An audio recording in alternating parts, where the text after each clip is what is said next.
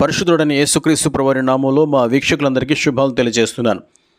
ప్రభుచితమైతే ఈ వీడియోలో గెత్సెమనే తోట మొదలుకొని ప్రభు పరలోక ఆరోహణం వరకు జరిగిన సంభవాలను ప్రాముఖ్యమైన విషయాలతో మీకు వరుసలో వివరించాలని ఆశ కలిగి ఉంటున్నాను. యెరూషలేమునకు కొంచెం తూర్పుగా ఒలీవల కొండ ఉంది. ఈ కొండకు నైరుతి దిగువ భాగమున అనగా పశ్చిమంగా గెత్సెమనే తోట ఉంది. యేసుక్రీస్తు ప్రభువారు తరచుగా ఈ కొండకు వెళ్ళి ప్రార్థించేవాడు. సిలువ వేసే ముందు కూడా యేసు ప్రభు తన శిష్యులతో ఈ గెత్సెమనే తోటకు వెళ్ళి తన ముందు ఉన్నటువంటి సిలువ శ్రమ నిమిత్తము తండ్రికి ప్రార్థించాడు. నా ప్రాణము మరణమగునంతగా దుఃఖములో మునిగినది. తండ్రి, నీ చిత్తమైతే ఈ గిన్నె నా ఎదురును తొలగించు, అయినను నా ఇష్టము కాదు, నీ చిత్తమే జరిగినమని ముమ్మారు దుఃఖముతో ప్రార్థించగా ఆయన చెమట నేలపడుచున్న గొప్ప రక్త బిందువలే ఆయను. ఒక దూత పరమ నుండి వచ్చి ప్రభును బలపరచెను. అందులో బహుజన సమూహము ప్రధాన యాజకుల యుద్ధ నుండి, శాస్త్రుల యుద్ధ నుండి, పెద్దల యుద్ధ నుండి మరియు ప్రధాన యాజకులను, దేవాలయపు అధిపతులను, పెద్దలు మరియు పరిసయ్యులు పంపిన బంట్రోతులను, యూదా సైనికులను కత్తులతోనూ గుదియలతోనూ తన ఎద్దుకు వచ్చుచుండగా యేసు వారి ఎద్దుకు వెళ్ళి తాను యేసు అని చెప్పగా యూదా ప్రభువును ముద్దు పెట్టుకుని ఆయనను వారికి అప్పగించాను. యేసు తన శిష్యులను వెళ్ళనిమ్మనెను. అంతటా వారు ప్రభువును బంధించి అపహసించి కొట్టి ఆయన ముఖము కప్పి గుద్ది దూషణ మాట్లాడిరి. మొదట అన్న ఎద్దుకు ఆయనను తీసుకుని పోయిరి. అన్న యాజకుడైన కయపకు మామ. అన్న ప్రభువును విచారించి బంధించి ఉన్నట్టుగానే ప్రధాన యాజకుడైన కయప యొద్దకు పంపెను. ఆయనను చంపించవలనని అబద్ధ సాక్షులను పెట్టెను. సాక్ష్యం చెల్లలేదు. ఉదయం కాగానే ప్రజల పెద్దలను, ప్రధాన యాజకులను, శాస్త్రులను సభకుడి ఆయనను మహాసభలోనికి తీసుకుని పోయిరి.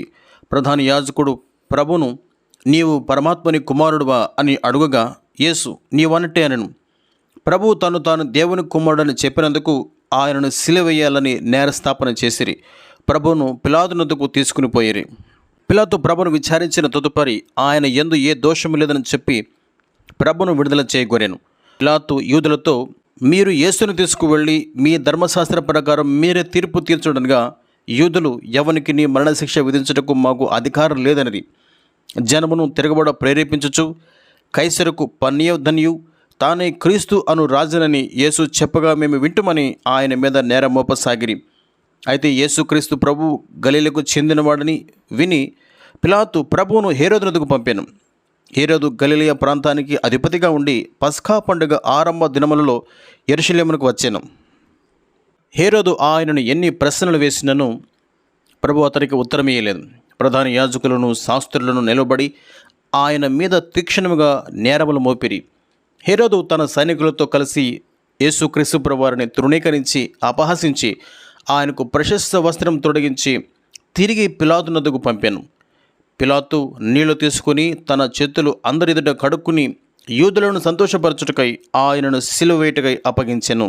అంతటా సైనికులు ఆయనను అధికార మందులకు తీసుకువెళ్ళి ముళ్ళ కిరీటము పెట్టి దూషించి అవమానపరిచి కొరడాలతో కొట్టి సిలువ వేయుటకు తీసుకువెళ్ళి కల్వరి లేక గొలగతాను కపాల స్థలమందు ఆయనను ఇద్దరు దొంగల మధ్యలో సిలువ వేసిరి. రోమీలు ఒక బానిసను సిలువ వేయటకు ముందు కొరడాలతో కొట్టుదురు. శిక్షను కఠినపరచినట్లు సిలువకు ముందు ఎంత వేదనపరచాలో అంతగా బాధించుటకై కొరడాలతో హింసించుదురు. అట్లనే బానిసలకు, కలహకారులకు, తిరుగుబాటుదారులకు రోమనులు శిలువ శిక్ష వేయదురు. రోమ పౌరులకు శిలువ శిక్ష వేయరు. యేసు క్రీస్తు ప్రభువారిని బానిసగా ఎంచి రోమనులు ప్రభువారికి శిలువ శిక్షను అనుమతించారు. ఉదయకాలం అనగా శుక్రవారం ఉదయం 6 గంటలకు తీర్పు జరిగింది. 9 గంటలకు ప్రభువారిని శిలువ వేసిరి.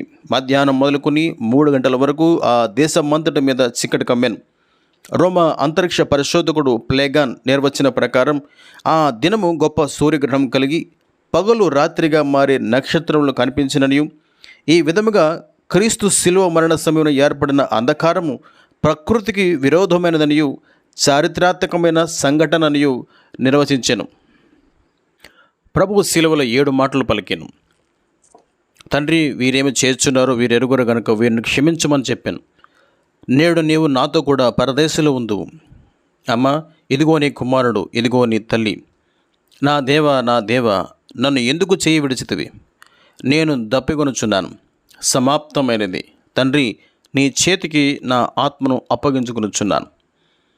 7 మాటలు పలికిన తర్వాత యేసుక్రీస్తు ప్రభువారు మరణించాను. దేవాలయపు తెర పైనుండి క్రిందకి చెరిగాను. ప్రభువు మరణించిన తర్వాత అరిమతయి యోసేపు అను సజ్జనుడు, నీతిమంతుడు, ధనవంతుడు, ఘనత వహించిన వాడు యేసు దేహమును సమాధిలో ఉంచినట్లు తనకిమ్మని పిలాతును అడిగాను. పిలాతు యేసుక్రీస్తు ప్రభువారి దేహమును యోసేపుకు అప్పగించాను. యోసేపును నికోదేమును యేసు దేహమును సుగంధ ద్రవ్యములతో సిద్ధపరిచి నారబట్టలు చుట్టి ప్రభువు సిలువేయబడిన స్థలానికి సమీపంలో ఉన్నటువంటి తోటలో అరిమతయి యోసేపు తన కొరకు రాతిలో తొలిపించుకున్న కొత్త సమాధిలో ఉంచిరి. సమాధి ద్వారానికి పెద్ద రాయి పొర్లించి వెళ్ళిపోగా ప్రధాన యాజకులు, పరిసయ్యులు సమాధి దగ్గర కావలవారిని ఉంచి సమాధికి ముద్ర వేసిరి. ప్రభు తాను సెలవిచ్చిన ప్రకారం 3వ దినాన తిరిగి లేచాను.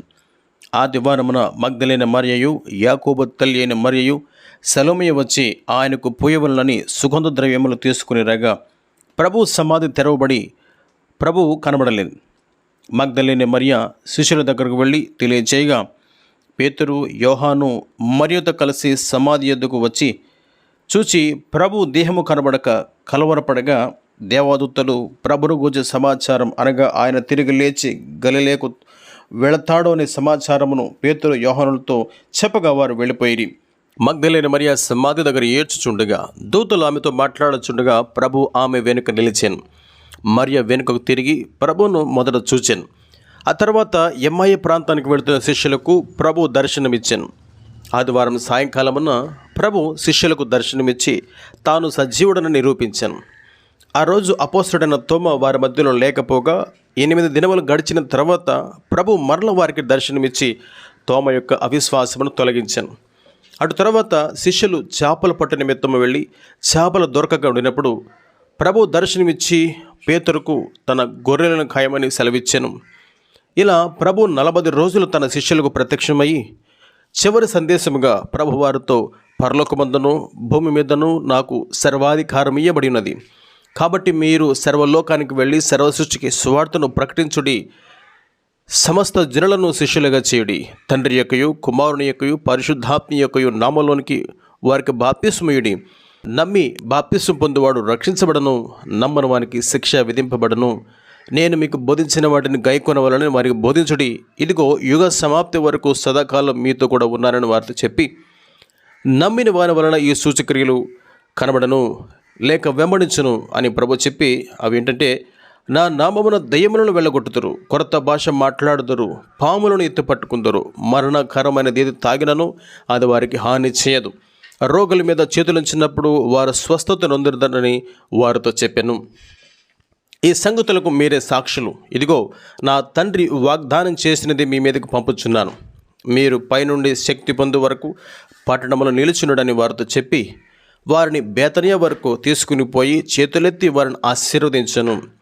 వారిని ఆశీర్వదించుచుండగా ఆయన వారిలో నుండి ప్రత్యేకించబడి పరలోకమునకు ఆరోహణమై దేవుని కుడి పార్శ్వమున ఆసీనుడాయెను.